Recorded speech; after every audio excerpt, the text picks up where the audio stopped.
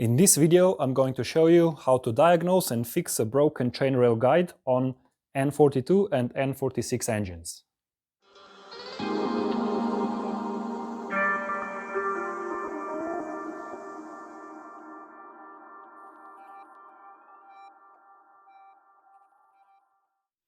I just got this car. This is 2001 compact E46 BMW. This is the 316 Ti model, which means it has N42 engine inside.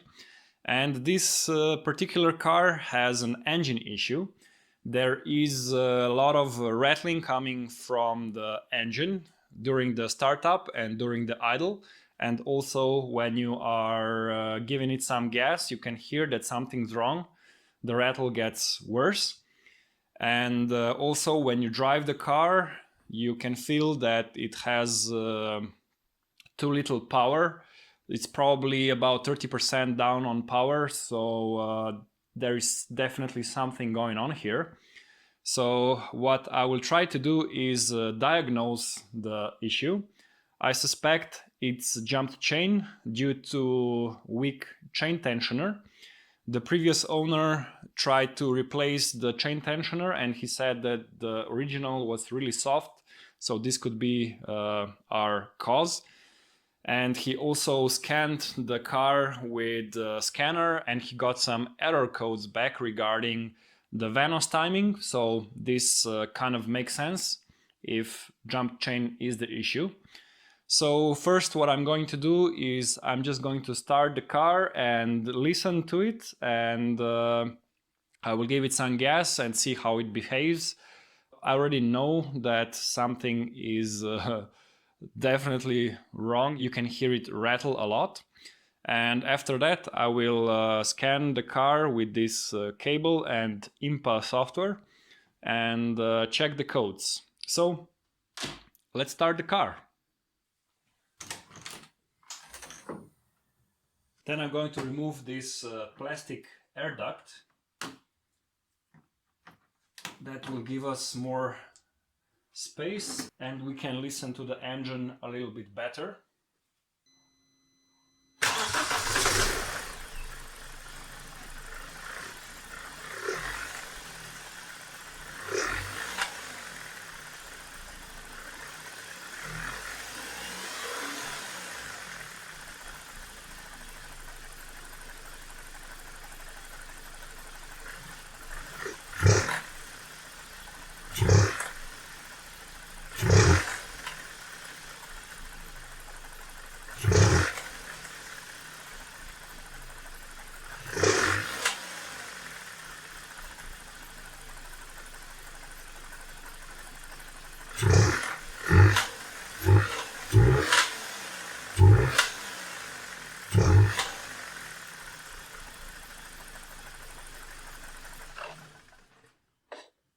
Okay, so as you could hopefully hear, there is definitely some weird noises coming from the engine. It does sound like there's an issue with the chain or maybe the VANOS control units. I'm not sure until I scan the car and take off the valve cover. But yeah, so next step, let's scan the car with INPA. Okay, we have the cable connected to the computer and we have ignition in on position, so battery on, ignition on. So we go to E46 menu and then we go to engine and then we select ME 9.2. This is for N42 and N45 engines. We enter the menu and then we have error memory and let's read errors, and we have wow, surprisingly little errors. Strange on BMWs, I know. So we have 3 errors. So we have this error here. This is 2782. Camshaft sensor outlet, and if we look down here, this version of INPA is in German. Lage, excuse my Deutsch. Lage der Phasenflanken oder Einbaulage außerhalb Toleranz. Well, that basically means that the position is out of phase, out of tolerance on the outlet camshaft sensor. So this could indicate the jumped chain, because the computer always compares the desired position to the actual position, and it also compares sensor positions from both camshafts and the crankshaft. So this is common when your chain jumped. Then we have camshaft control outlet VANOS. So as you can see there, this error is connected. This is the 27BB error, and it says Anschlagadaption außerhalb gültigem Bereich. My German is not that good, but I think that means that adaptation is out of possible reach. So it's out of position. And then we also have our final error. This is 2862 VVT power supply. Now the VVT stands for Valvetronic. So as you can see, Spannung zu niedrig, that means that the voltage is too low. So this could be due to a bad battery. I know that this car had a bad battery, so I don't think this is our issue. I think that our issue is jumped chain on the outlet camshaft. Of course, we will have to verify that by checking the timing, but for now we only have 3 errors. That's surprisingly little. I don't know. So yeah, these are our errors. So what I'm going to do is I'm going to go to status, and we're going to check for analog values. I'm going to go into analog value 3 that has actually I'll go to analog 4. This should give me the VANOS unit positions. So as you can see, we have crankshaft adaptation inlet bank 1, and then we have bank 2. So this looks okay, but outlet, I don't know, this doesn't look okay. I think that this should be at around 0. So the good thing is I have another N42 car, so we're going to check there what the normal values are, and then we can compare and see what's wrong. I have my computer connected to my other car that has N42 engine inside, and I'm in the same menu, analog value 4, and the data we're interested in is the crankshaft adaptations. And as you can see, my inlet is a bit high. That's probably from the chain replacement. I will perhaps look into this. So this is a bit too high, but the outlet is about 58 degrees, and this is much more than in the other car, the red one that has issues. I think there's about 24 degrees on that car. So yeah, we have one more piece of evidence that points towards jumped chain on the outlet camshaft. So let's get back into the red car and remove the valve cover and check the timing.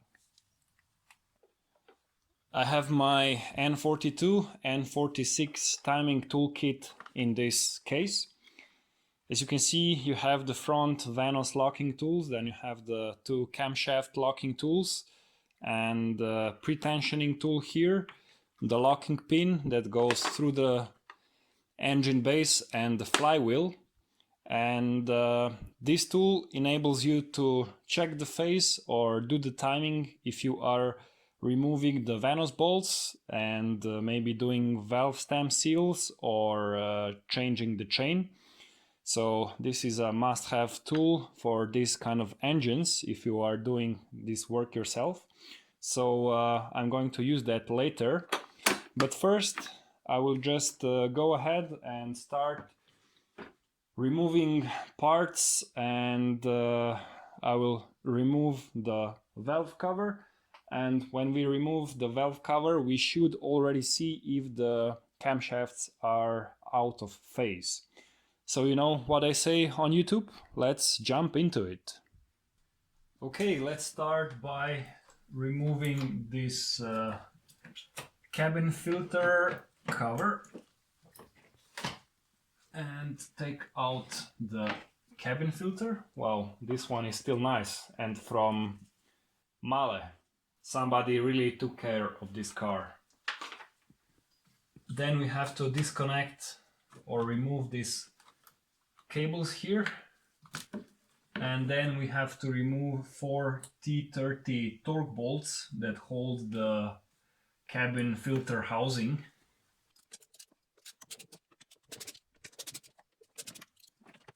Now we can remove this plastic cover, but to do that we first have to remove the oil cap, and these N42 oil caps are a bit tricky. They have this flange that connects the valve cover to the cap, and you will see there is a error mark here, and you have to match it with an arrow that is on the neck of the cap, and then you can remove it. So this is the arrow here. Then we can just lift this plastic cover. It lifts straight up.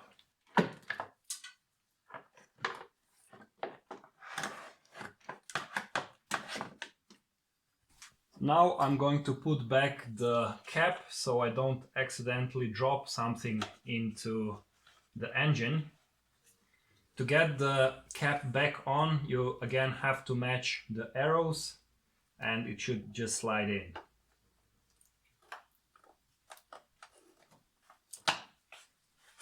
Okay, then we have to disconnect the Valvetronic servo motor. We can put this aside, and we also have to disconnect the Valvetronic position sensor. This is this connector here. I can see that this part here, this plastic part, is broken off, but well, what can you do? Old plastic gets brittle and hard and it cracks over time. Another thing I forgot to mention, you should disconnect the battery before doing this so you don't short circuit anything. So let me put the wiring out of the way. Then we have to remove the coils. That's easy, you just have to lift these clips and take out the connectors. And once you do that, you can just lift out the coils like this. I will of course mark all the parts, all the coils, so I know where they originated from. Sometimes you have to use a screwdriver to get the coil out.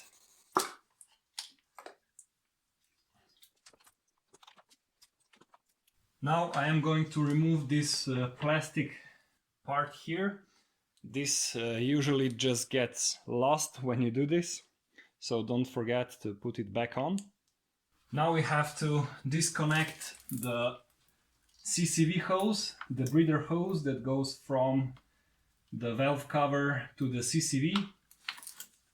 You can see there's a hose here, and to remove it you just have to grip and press together on the rigid parts of the flange. So you have to squeeze the connector like this and pull it out.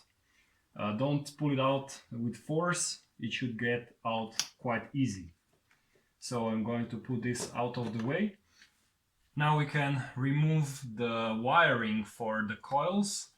It is just slightly attached to the valve cover. You just have to pull it off. And then you have two 10mm bolts that hold the grounding wire to the engine. Make sure you don't lose the bolts. There is another one on the other side.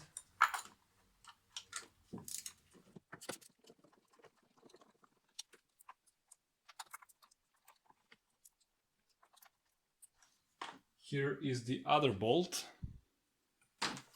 And now we can put this aside on the other side, so it's out of the way, like this. Then we have another two 10mm bolts that hold the Valvetronic flange gasket. Here they are, and now we can remove the flange gasket. This is how it looks like. This is a very common source of oil leaks. Oil leaks past the seal and into the Valvetronic connector, and that can foil the sensor. And yeah, this is really bad because this sensor is quite expensive, 200 euros. Make sure you have your underwear ready for, you know, cleaning up the mess. Then you have to remove a small 8mm nut at the end that holds the vacuum line for the vacuum pump. So I'm going to just loosen it, and then I'm going to try and undo it by hand. Again, this is also a very easy thing to lose.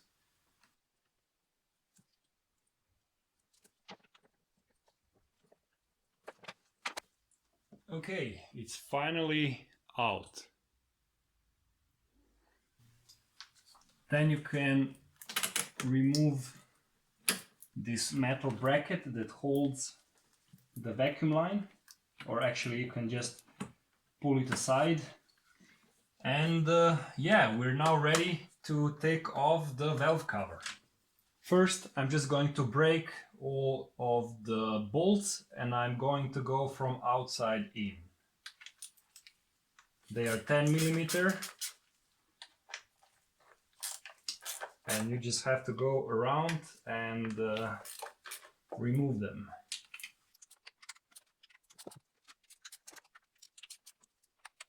You will probably need universal joint for some of the bolts.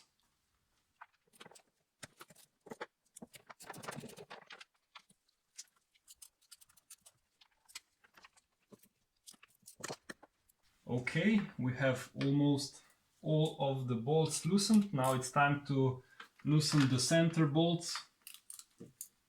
There's one here behind the Valvetronic servo motor. And here we can finally loosen the top bolts.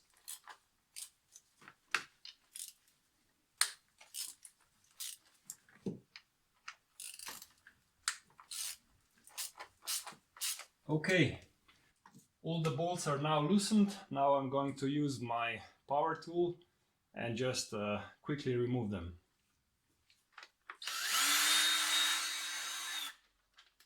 You don't have to take the bolts out, you just need to loosen them, because it's easier to just remove the valve cover together with the bolts.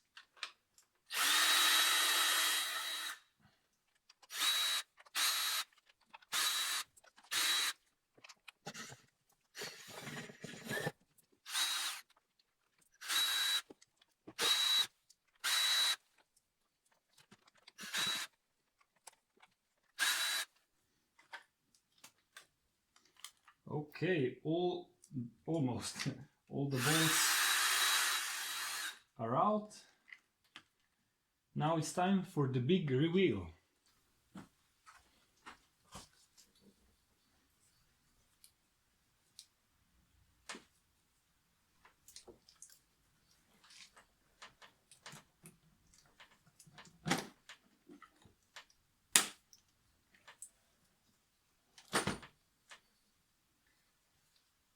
When you are taking off the valve cover, make sure you don't lose any of the bolts, so just go slow and try to loosen the gasket.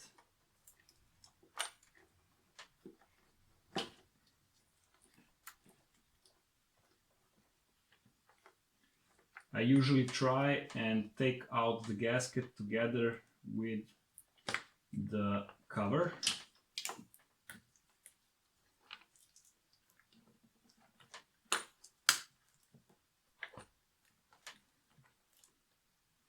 There is usually some silicone on the edges that holds the gasket in place.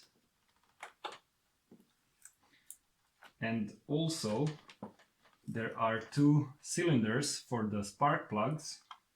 You have to break loose. You just use your finger and just wiggle it a little bit, and that will release the cylinders. Okay, I think we have it.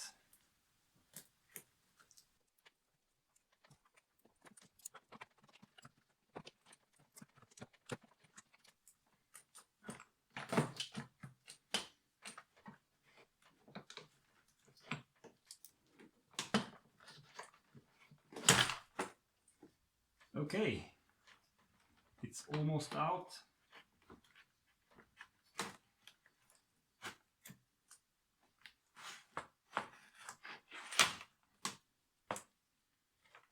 Yeah, and it's out.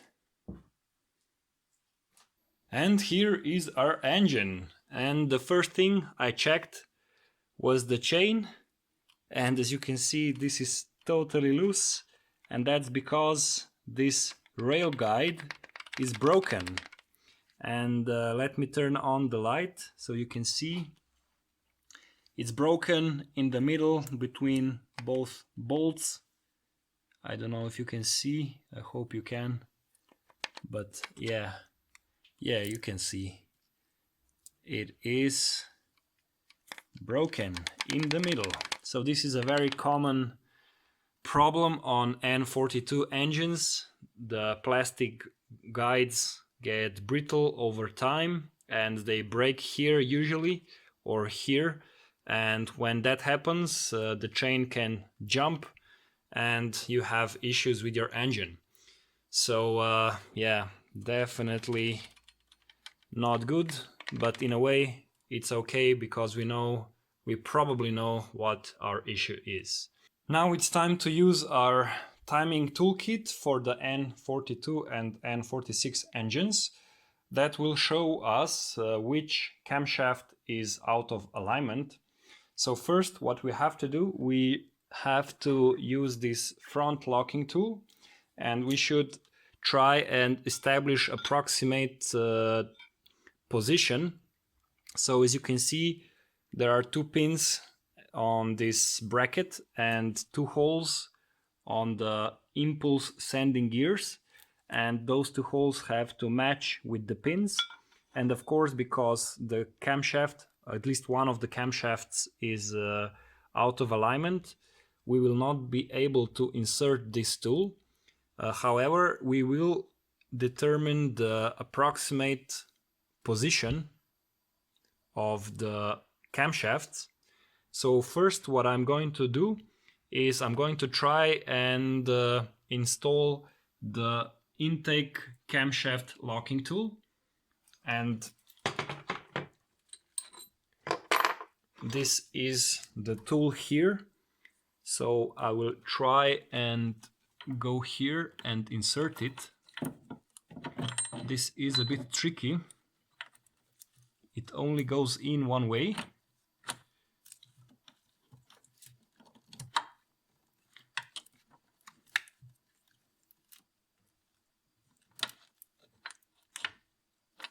Okay, I have the tool in. Now it doesn't fit right now because I still have to rotate the engine just a little bit to get it to fit. And I'm going to do that by rotating the crankshaft just a little bit.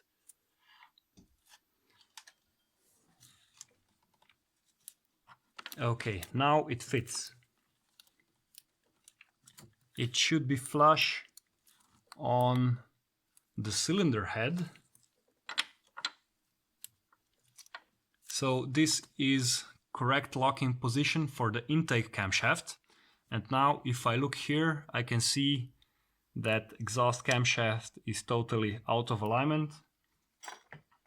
And if I try to insert the exhaust locking tool, I will not be able to do it. So as you can see, it's quite badly out of alignment. Okay, now let's try and insert this front locking tool. And as you can see, the intake pin fits right onto the bracket and it is flush with the cylinder head. This is the way it should be. And if I look here, I can clearly see that this camshaft is advanced quite a lot and I'm not able to insert the locking pin. So this is a confirmation that this exhaust camshaft is out of alignment.